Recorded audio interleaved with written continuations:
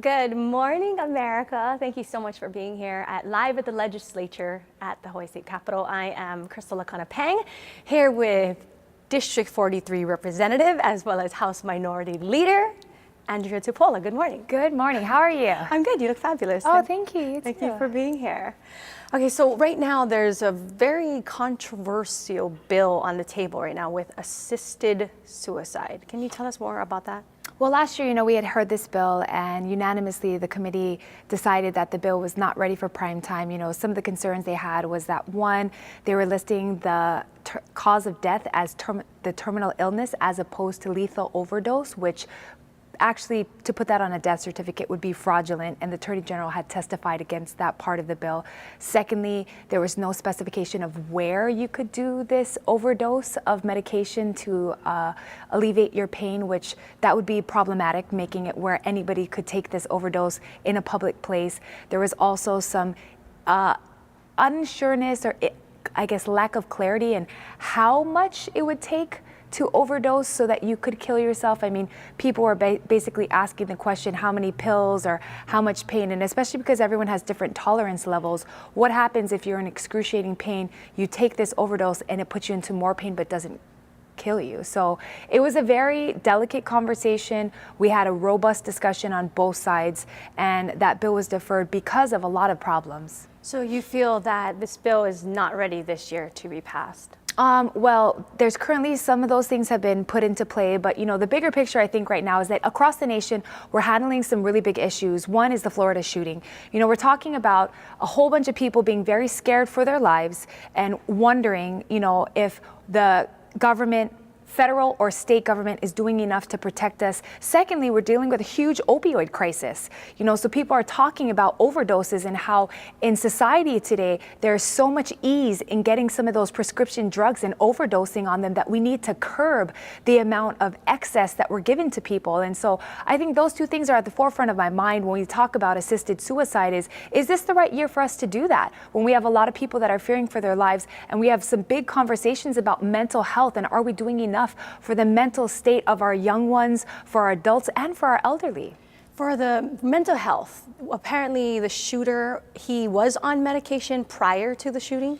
That's what they're discovering right now is, how is his mental stability and what was done prior to the shooting? Was he off of his medication for X amount of days? And the reason why I bring that up is because this mental health conversation is not unfamiliar to us. We've had this conversation in regards to homelessness. We've had this conversation in regards to suicides. And so we're trying to get our population more mentally stable. And so that's why I'm asking this question, if that bill, if it's the right time right now when we really should be facing and handling the bigger crisis at hand right now, which is overdoses and our mental health of our population. So you feel that there should be more money put into mental health? Because back in 2009, I believe that they had cut back on mental health services. Yeah, so we hit a recession, 2008, 2009. I don't know if people remember this, but that was when Governor Lingo had said, okay, we're having this crisis, we have a homeless epidemic, but also at the same time, we had to cut back on a lot of our services because we had a huge decline in the amount of revenue coming into the state.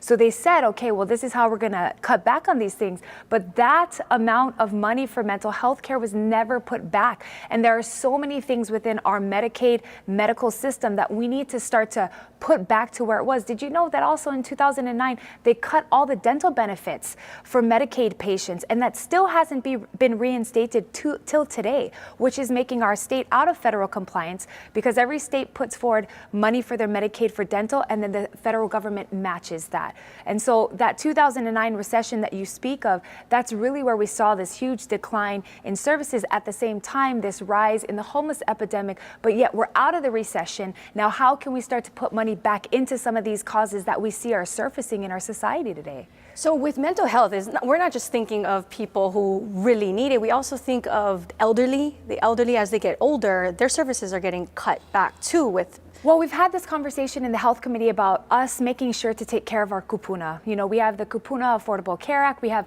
a huge amount of people that advocate for end-of-life care. So in our state, as you know, a lot of us take care of our kupuna. A lot of us have grandma and grandpas, aunties and uncles living with us in our homes. And our state has historically been at the front of making sure that we have a robust kupuna care system. And so that's the fear that people have as we approach this assisted suicide bill is, you know, in some states, people have seen the insurance providers opt to give them assisted suicide treatment as opposed to cancer treatment or end-of-life treatment because it's cheaper. And I don't want to shortchange our population. I don't want to shortchange our kupuna. I want to make sure that we're putting robust care into our mental health, into our kupuna care and our elderly care. And so I think we need to make sure that as we see these issues, you know, swirl around in a year that actually just started, but it has been a turbulent start. Yeah, so mental health too, that also relates to a lot of the homelessness. You like to relate to them as houseless. You have direct ties with the village at Pu'uhonua o Waianae. What is the situation with some of the villagers there? Well, you know, yesterday we had a open house, and at the open house we were able to actually take community members in. Even people who weren't from Waianae came out. There was a guy from Hawaii Kai that came out to kind of, you know, sniff out what's going on, and he was actually very shocked at how much rules, regulations, cleanliness, order, there's a donation tent, there's a community board. So what I'm seeing and what people are starting to realize is that we might be developing the very first ever outdoor shelter situation because people are starting to feel safer outdoors, but it's not because they're outdoors or indoors. You have to remember safety and the word community is built in when you have a leader, trust, and rules and order. And that can happen anywhere. Because Waianae, they have a leader, and it seems like they have their stuff together. They have a food center here, a donation center here. There was a recent stabbing at a shelter. And that shelter was in my district. See, this is what I have to balance every single day, is that people want to see homeless people get into shelters. We had a stabbing last week at Kalailoa shelter, and one of the statements that was made from the sister of the victim was, I felt safer on the street, on the beach than I do in this place. And I'm not saying that that's the case for all shelters. What I'm saying is that we need to start looking at some different solutions, because if there is in fact a leader that's giving rules and building this sense of community in an outdoor situation, granted, we need to find them a more sustainable place because there's not enough water, sewage, bathrooms for that quantity of people. Yes, we need to move them into a more sustainable place, but the concept of it with the leader and making sure that there's order and organization, that's what we're seeing. It seems like all of these issues stem back to the root of mental health issues. Right. And I think that that's where we should be more proactive. Right now, the government's being very reactive. We're making sure that we tighten up our gun laws, which thank goodness in Hawaii we have some really strong gun laws. But if we want to be proactive instead of reactive, we need to start thinking about our mental health. Okay, so tomorrow is the hearing for assisted suicide. Are people able to 10:30 a.m. Yes. Okay, 10:30 a.m. here at the State Capitol. Yes. Well, thank you so much for being here.